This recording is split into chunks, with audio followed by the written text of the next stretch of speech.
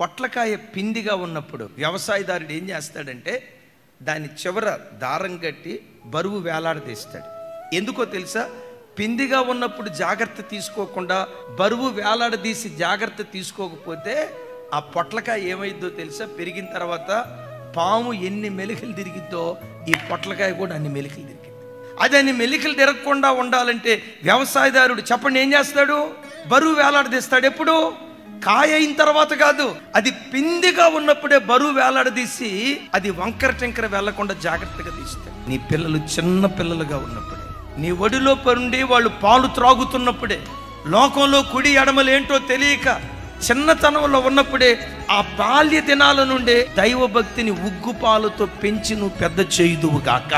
అలా నువ్వు పెంచగలిగితే వాడు పెద్దవాళ్ళు అయిన తర్వాత దారి తప్పరు. తస్మాత్ వాళ్ళ విషయంలో జాగ్రత్త తీసుకుందువు గాక.